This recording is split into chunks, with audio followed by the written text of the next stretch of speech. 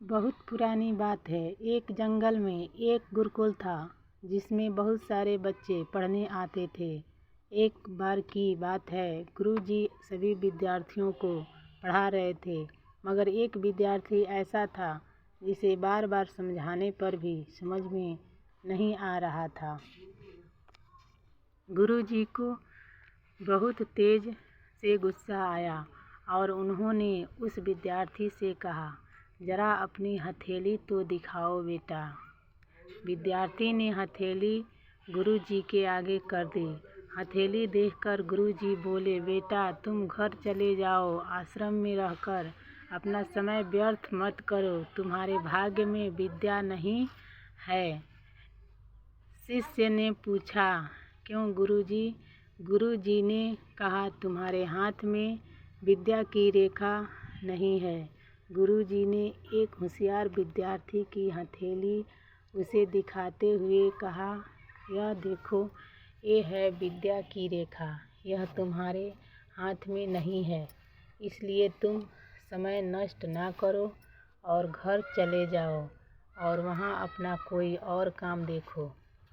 यह सुनने के बाद उस विद्यार्थी ने अपनी जेब से एक चाकू निकाला, जिसका प्रयोग वह रोज़ सुबह अपने दातुन काटने के लिए करता था।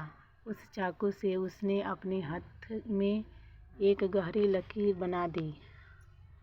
हाथ से खून बहने लगा। तब वह गुरुजी से बोला, मैंने अपने हाथ में विद्या की रेखा बना ली है गुरुजी। यह देखकर गुरुजी द्रवित हो गए और उन्होंने उस विद्यार्थी को गले से लगा लिया। गुरुजी बोले, बेटा तुम्हें विद्या सीखने से कोई ताकत नहीं रोक सकती है। दृढ़ निश्चय और परिश्रम हाथ की रेखाओं को ही बदल देती है। दोस्तों, वह विद्यार्थी आगे चलकर महर्षि पाणिनि के नाम से प्रसिद्ध हुए, जिसने विश्व प्रसिद्ध व्याकरण अष्टाध्यायी की रचना की है। इतनी सदियां बीत जाने के बाद भी आज 2700 वर्षों बाद भी विश्व की किसी भी भाषा में ऐसा उत्कृष्ट और पूर्ण ग्रंथ अब तक नहीं बना।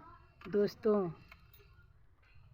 इस कहानी की शिक्षा ये है कि लोग चाहे जो भी बोले, हम हर एक को गलत साबित करते हुए अपनी लगन और कठिन परिश्रम के दम पर जो चाहे वो सब कुछ हासिल कर सकते हैं। तब तक के लिए नमस्कार दोस्त।